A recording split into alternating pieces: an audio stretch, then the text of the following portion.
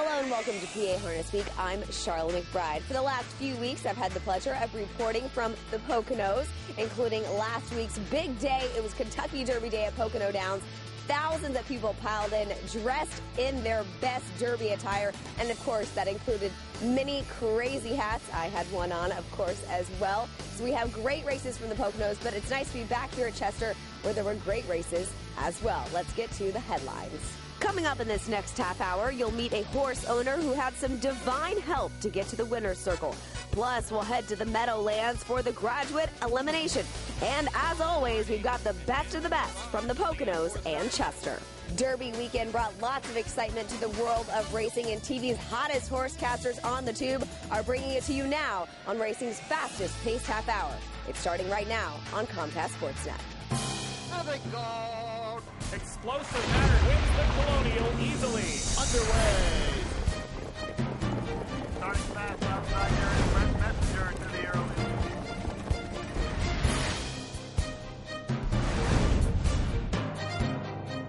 55 for the halftime. Just over 3 to go. At the top of the stretch. Well, hello there and welcome to Harris, Philadelphia. Say it with great feeling, you know. And you know what the thing is about Harris, Philadelphia, is this place has been Harris Chester for like 6 years. So a lot of people called it just Chester. I always called it Harris Chester. What about you? I called it Harris Chester. Okay, but a lot of folks out there just called it Chester. So that's 6 years of repetition, and it's going to be a tough nut to crack. But I should warn you that Harris, in fact, does have hitmen that will be going out after the grace period is over, and they will find you, they will seek you out, and I wouldn't want to be you. So you better start with that Harris, Philadelphia, and say it like that with a lot of syllables. Philadelphia. That's a good thing to know. How long's the grace period, by the way? You have to ask Grace. Okay. Well, this is Heather Moffett, and I'm Steve Ross. Another edition of PA Harness Week. Did you watch the Kentucky Derby? Probably right here at Harris, Philadelphia, or at Mohegan Sun at Pocono Downs. Boy, what a great race. Yeah. I didn't pick the winner, but it was a great race, always. But every drunk in the world did pick the winner. I'll have another. Will he win the Preakness? Is he a Triple Crown nominee? I don't know. But you can find out by coming out to Harris, Philadelphia, or Mohegan Sun at Pocono Downs. Right? That's right, yes. So we are your hot horse casters, as our lovely Sharla says. She's hot because, for obvious reasons, I'm hot because I'm prone to sweating. But whether you watch because she's hot, or you have a curious desire to watch somebody sweat, or you're just in the hot harness racing action, we got all the bases covered. And Heather's got the first race that we're going to talk about, Custer the Dragon, whose full brother, of course, is My Butt Is. Okay, I'm not really sure how to top all that. I'm just going to get into the action. Number 1, Custer the Dragon, your even money favorite here, looking for 2 wins in a row. And then the 7, One More Laugh is in this race. Ooh. Yeah, remember him a couple years ago, the Meadowlands Pace winner? He is back also. Number 2 is Abelard Hanover. Now, he's 10-1, but he shows one of the fastest miles in this field this year. One More Laugh was sent right for the front. And Custer the Dragon and Abelard Hanover shows speed too, but One More Laugh got the jump on them early. One More Laugh opens up by a length and 3/4. From Custer the Dragon, Abelard Hanover and Eyes the Byboy are a joint third. Winsong Gorgeous between that pair. Great Vintage is in the 3-path. Wide of Art for Art's Sake, these two just 5.5 lengths off the lead. And Shakeros is the early trailer. They're covered by 7 lengths on the first turn, and One More Laugh leads Custer the Dragon by a length and a half through a 26-4 first quarter. So the pace is a serious one with One More Laugh. 8-5, second choice. Shaded by even money favorite Custer the Dragon past the post first time. Abelard Hanover tracks in third. Eyes the Byboy is forced to go at first over, and he is 4 lengths off the lead moving into the bridge turn. Art for Art's Sake and Shakerosa are both locked in. Winsong Gorgeous is second over, while 6 lengths behind One More Laugh. And the trailer, some 2 off last, is Great Vintage, 8 lengths front to back through a 55-second half mile, and One More Laugh, the 65-time winner, leads by a length and a half from Custer the Dragon with 3/8 to go. They're tracked by Abelard Hanover, make that the 20-time winner, 65-time starter, One More Laugh. Abelard Hanover is third. 3 lengths off the lead, moving into the far turn. Art for Art's Sake's locked in. Eyes the Byboy's leveled off. Winsong Gorgeous has some 7 lengths to make up wide of Shakerosa. Great Vintage is still last. 8 lengths off the lead, and Custard the Dragon gets his cue right now. 1:22 and 3 for 3/4. The field turns for home. Custard the Dragon took over from One More Laugh. It is Custard the Dragon pulling clear in the final 16th. Custard the Dragon driven 2 in front from Abelard Hanover. One More Laugh, nothing extra. Custard the Dragon. One More Laugh leaves quickly out of post 7, gets to the quarter in 26 and 4, holds on to the front up till the very end though. Custard the Dragon, who gets a perfect trip in here, wins with Montrell Teague in 150 and 1. Abelard Hanover was second. One More Laugh was third. We caught up with the driver, Montrell Teague, to find out about Custard the Dragon's new season and how well he's doing. Montrell, Custard the Dragon put you on the map. You must really have a special place in your heart for this horse. Yeah, he's definitely been the best horse I raced so far. Just being 21 and racing the Hoosier Cup champion and winning the Max Hound, winning the Adios Elimination, and then winning the elimination of Meadowlands Space. It's been an honor. Now he's 4 this year, and he seems to be coming along really strong. You must be happy. Oh, yeah. He definitely came back just as good as last year, and got 2 in a row so far, and he's in Sunday. Can't wait. Okay, now the big question is, do you think he races better at Harris Chester or Harris Philadelphia? We went a little bit faster in Harris Philadelphia, so I think it's a big, a good name change so far. Thanks, Montrell. No problem. Thank you. Thanks, Montrell. Stay with us when we come back. We're going to have more racing action here from Harris Philadelphia. By the way, is it okay if we call it Harris Philly? Is that okay? I think that's okay, sure. Philly's kind of friendly. Yeah. But Philadelphia's got kind of gumption and guts and whatever else. Whatever the case may be, whatever you call this place, it's a great place to come out to. Stay with us. Feel like a fool at Shoobee's Place Throwdown, and they open up by 4.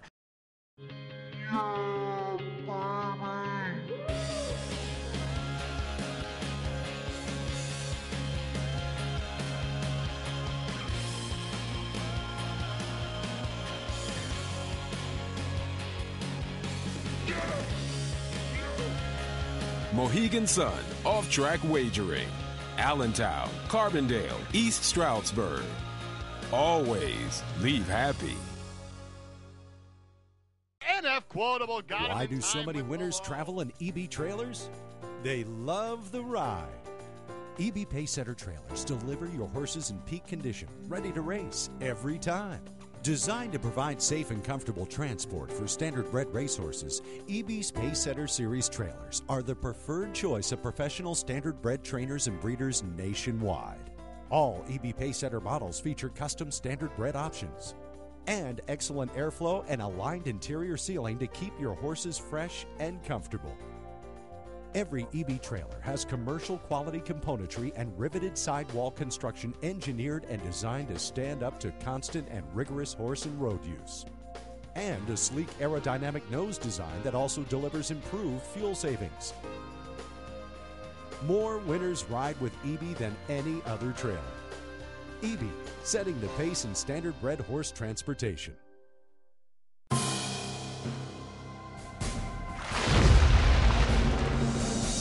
Hi, and welcome back to Harris, Philadelphia. Along with Heather Moffat, I'm Steve Ross. It's another edition of PA Harness Week. And why are we here? To keep you up to date with what's going on in the great sport of harness racing. So let's continue in that vein.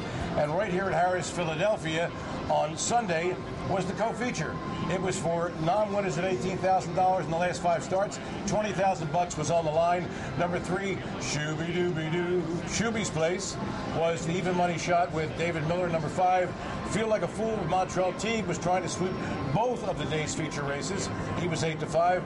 And number 2, Fool of Ideas was 7-1 with Tim Tetrick. Me, I'm going for the name angle. I would have bet the 2 fools. Let's see how it all turns out. And as they arrive on the backstretch, Shoobee's Place maintains a length lead. Feel Like a Fool turns up the pressure right now. He's up within a half length of Shoobee's Place with 3/8 to go. Digger's Rest keeps close tabs from the pocket position, 2 better than Jolt's Virtue. Full of Ideas could not keep with cover. He's leveled off. He's fading 5 from the front. Overnight Delight still is 6.5 lengths off the top twosome, but 2 better than Panfully Cool. And Game Day Angles wide from the back with 9 lengths to make up. 3/4 in, 123 and 4. Coming off the far turn. Feel Like a Fool at Shoobee's Place Throwdown, and they open up by 4. Digger's Rest a driven 3rd. Full of Ideas trying to re-rally down the outside. Jolt's Virtue with nothing extra. extra. 16th to go. Shoobee's place digging in. Feel like a fool, fully extended. Shoobee's place much too tough. Well, fool that I am, no surprise there. I'd have lost both bets betting the fools in the exacta. That said, however, Shoobee's place was dead game and gutsed it out for a win over Feels Like a Fool, winning in 150-3. Number 4, Digger's Rest, an 8-1 shot with Brian Sears, got third. It's now time to get into the car, set the GPS, go up to 105 on the Pennsylvania Turnpike extension, get off there, go down Bear Road, up the road there to route whatever it is, 301, 103, and you'll get to Mohegan Sun and Pocono Downs. And Heather will give you race 8 on Saturday's great and special Kentucky Derby card. Okay, thanks. I'm going to take a quick rest stop at the Allentown rest area too while we're at it. Yeah, 22. Okay. Yeah. All right. We've got number 3 here is Real Flight. He's been racing at the Meadowlands and Yonkers. This is his first start at Pocono this year. The one is at Mickey Hanover. Last start out, he was a winner at Saratoga. And then number 7, Star Party. You were talking about names. How can you not love a Star Party, right? I got to. Mickey Hanover now taking control here. Now coming quickly first over. Real Flight from the outside, challenging for second. Camby Zipper on the inside third. Second over Trip for Fashion Delight from the outside is moving up fourth. Star Party is now shuffled back to fifth. Mustang Ard on the inside is sixth, going nowhere there. Could Warmy Monarch. Then on the inside, Southern Alley and Vertical Horizon, 3/4 marker, 123-1 as the field arrives at the top of the stretch. And turning for home, it is Mickey Hanover, still the one to catch here, and Mickey Hanover pulls away.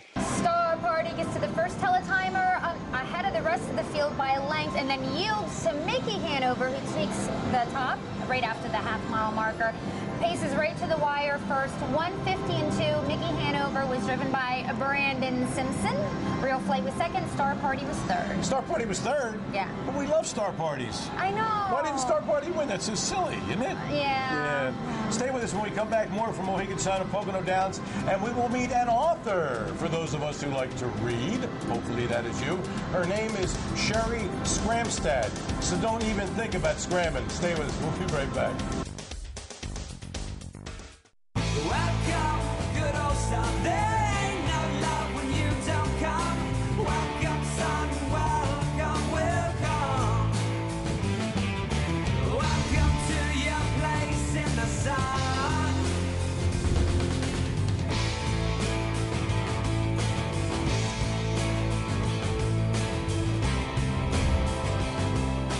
Welcome to your place in the sun.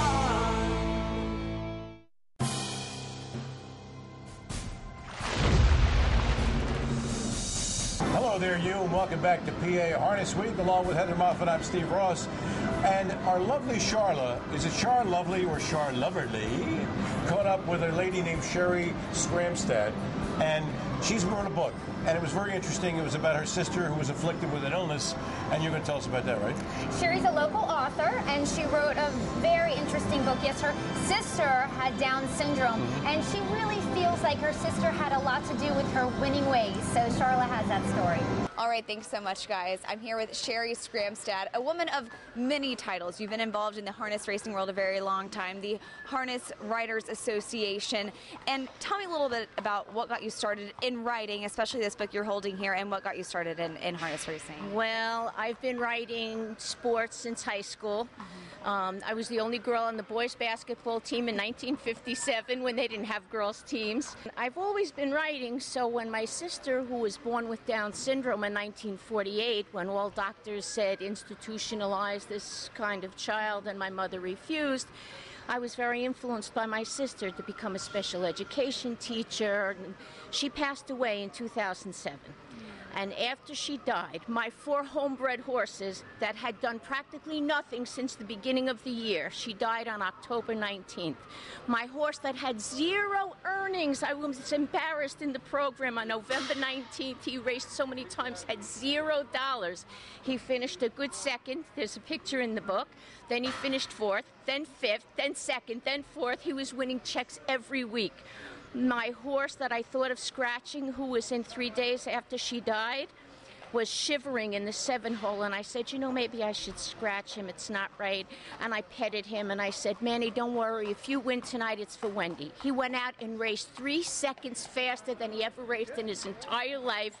He won in 58 and 3, first time ever raced under 2 minutes. One of my female trainer friends at Monticello said, that's her sister Wendy pushing really hard from heaven. And that, I really believe that. I really believe that, because all of these things started happening after Wendy passed away. So I would go to bed at night, and I would hear this little voice in my ear, and it would say, Sherry, wake up. Tell my story, type my story. So in the introduction I wrote, the author had no choice but to obey. So it looks like Wendy, your sister, has had a great impact on your life, and you have done a lot of things for her, becoming a special education teacher yourself, and harness racing has just become a part of your life. Are you inspired every day by her and to continue doing this work? Oh, absolutely. And my current project is to start a national foundation of siblings of people with Down syndrome. And I know that you love the horses as well. Tell me why you love these horses so much. I never really was close to a big animal until I was 35, and my mother got her first horse. But the body language and the learning and what they teach you and the support they give you, and just, you know how they say the inside of a horse is good for the outside of a human, and it's true. They lend support, they're calm, I don't know, and standard Brits, that's the only kind of horse there is. That's my standard for everything. There's a reason why they're called standard Brits. Well, we thank you so much for joining us, and you're an inspiration to all, and I hope you continue riding and continue being so involved with harness racing. Thank you so much, and we'll send it back to you guys. Thanks, Sharla and Sherry. And Sherry's book, by the way, it's available on Amazon.com. Let's look up the author's name, which is Sherry Skramstad. Okay? Back to the action. Mohegan Sun of Pocono Downs. Saturday's 10th was a biggie. I'm talking biggie. The $50,000 Van Rose Memorial Invitational. And number 3, your favorite horse, Dial or No Dial, was toned and ready to call. Was the 2-to-1 chalk with Jim Morrill Jr. Number 5, Fred and Ginger, the Hard Knocker with Matt Kaylee. And number 6, Special T Rocks with Daryl Bier, were both 5-2 co-second choices. Here's the exciting call. 5 horses going out for the early lead. There goes Fred and Ginger, who's got the best early foot here. Dial or No Dial on the inside. And there goes Special T Rocks hustling up on the outside third. Also from the outside, dropping in fourth there, comes Big Bay Point. And Big Bay Point did not want to take the 4-hole tuck. And Napolitano continues to rush up here with Big Bay Point. They sizzle by the quarter in 26-3 as they come by the stands for the first time. And there goes Big Bay Point on the outside, looking to clear Fred and Ginger. But there goes Dial or No Dial, hustling up on the outside third. Special T Rocks with fourth, with Melvin fifth. Then it's Dancing Yankee sixth with Flipper J, followed then by Drop Red and Drumfire. They come over to the half, and the lead is about to change again. And the millionaire, Dial or No Dial, takes charge. 53-3 for the half mile. So they move down the backstretch. So it's Dial or No Dial in front. But company is coming in the form of Fred and Ginger on the outside. Big Bay Point on the inside third. Then Special T Rocks on the outside is trying to move up second over. Third over trip for Melvin on the outside. Followed then by Flipper J and Drumfire. 3/4 in 1:21. Moving around the final turn. On the inside, it's still Dial or No Dial clinging to the lead. But Daryl Bier has Special T Rocks in high gear on the far outside. And they're at the top of the stretch. Dial or No Dial. Here comes Special T Rocks on the outside. And Special T Rocks mowing down Dial or No Dial to take the lead. Dial or No Dial cut the mile in some very fancy fractions. Ginger Fred came roaring first up, giving Special T Rocks a perfect trip. Special T Rocks exploded off that live cover to win by 2 in 1:48-3. Number 2, Dancing Yankee, off at 25-1 with Tyler Buter, closed a ton to miss, just to nip Dial or No Dial. just by this much for second, okay? Now listen to this one. Melvin finished dead last and was timed in 150 flat. Everybody else in the race was sub 150. Did you ever think you'd see that in your lifetime? Isn't that nuts? Yes, it is. I want to mention, too, that race you just covered was written for Van Rose, who just passed away recently at the age of 68, and he was a legendary writer, like a news reporter in the area. Covered all the action at Pocono. He was a handicapper, even owned some harness horses. So that was a great race in his memory. Good to know. Okay. Now the 12th race at Mohegan Sun at Pocono Downs took place on Saturday, and now the lovely and very hot Heather is here with that one. Yeah, I'm actually hot, like sweating too. I'm a little bit warm. That's yeah. my job. You just look hot. I'll sweat. Let's keep our roll straight, will you? This is a great field of trotters here. Number 3 is Fountain Blue Volo. He's the favorite. He was the March Horse of the Month for the USTA, okay, and he's having a really great season so far. Number 7, Anders Bluestone, loves the 5/8 mile oval. Tore up Dover Downs, super here at Chester, and he is not too shabby at Pocono either. Loves the 5/8 mile. You sound genuinely excited about this heat. I really am. Okay, and then there's the 4, okay, Don't Know Chip. He is a familiar face in top trots in the Northeast, and he is driven and trained by Vince Copeland. 57 seconds half mile down the back stretch, and Napolitano and Anders Bluestone 2-1 on the tote board here, leads it by a length and a half. Off stride there goes Fountain Blue Volo. The favorite just jumped off stride. So heading to the three-quarter station in 1:25 flat, 28 flat third quarter. Moving around the final turn, Anders Bluestone now scampers away by 3.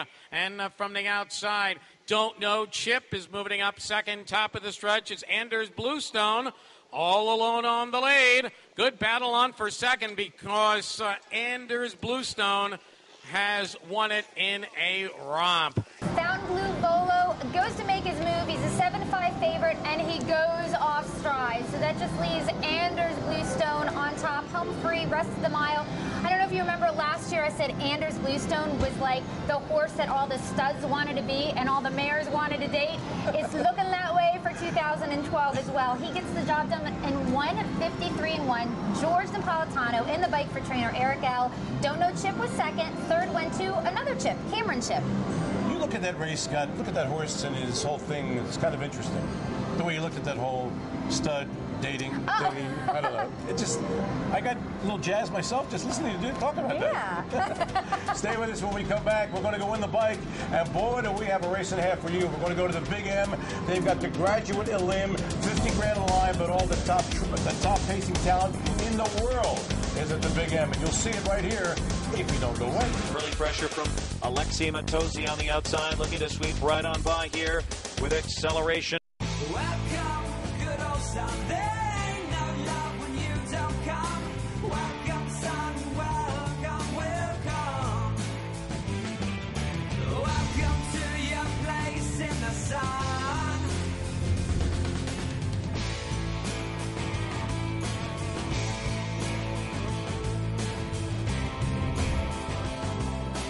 Welcome to your place in the sun.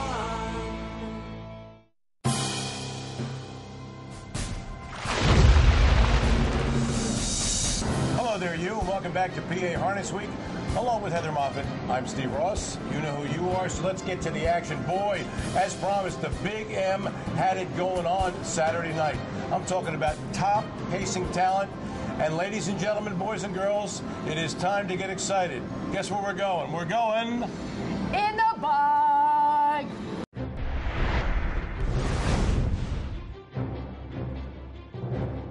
Number 8, Golden Receiver, who was beating everyone like dogs, was the 8-5 chalk with Brian Sears. Number 1, Rockincam with Dave Miller, who has been doing great things and won his last start at the Big M, was the 5-2 second choice. And number 9 on the outside was the older pacer of the year from last year. That, of course, was foiled again with Yannick Gingras.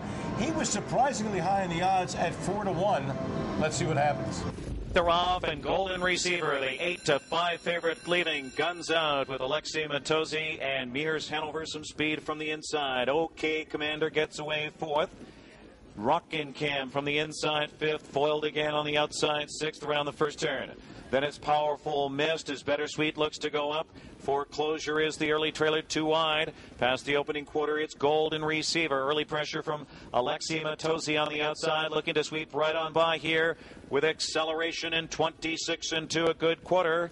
Mears Hanover is third down the backstretch. OK Commander looks at it from fourth. Rockincam edging out of fifth. He looks to be flushed by Foiled again.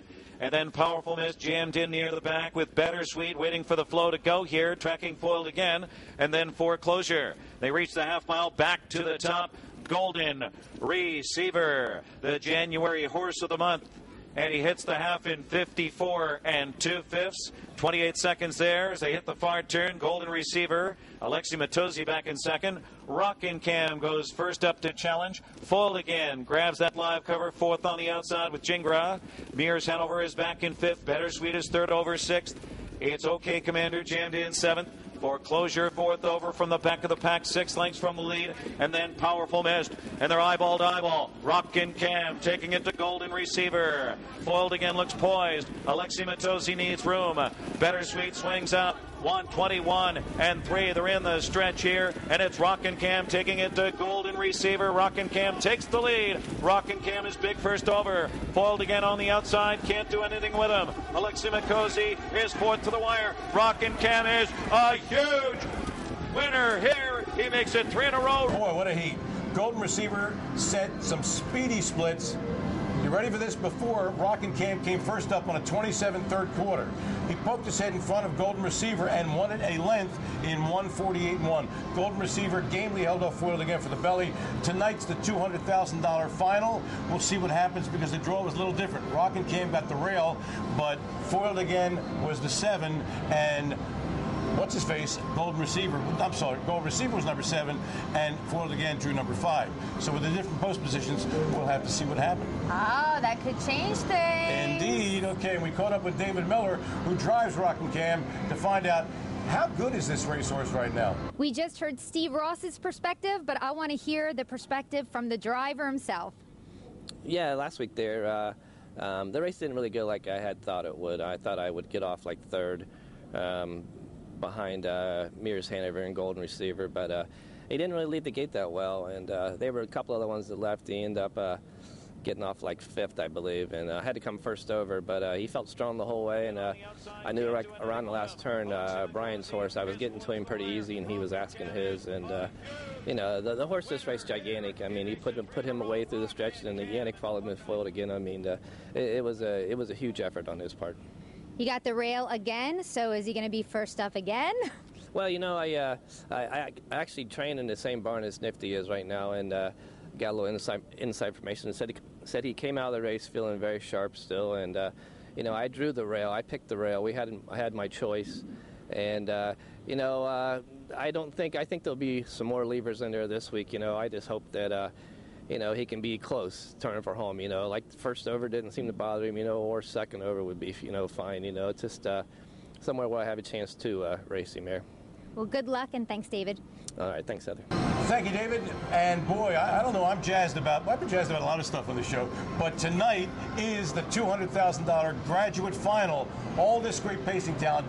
God knows how fast they're going to go, but they will go fast. And you can catch it right here at Harris, Philadelphia, or if you're up north, Mohegan Sun at Pocono Downs. And until next time, for all of us here at PA Harness Week, including my lovely hot partner, Heather Moffett, Sharla McBride, Bruce Casella, and the rest of us here, I'm Steve Ross. Have yourself a great day, and remember to get high on harness. It's only natural. Explosive Matter wins the Colonial easily. Underway. Starting fast outside here. Messenger to the air.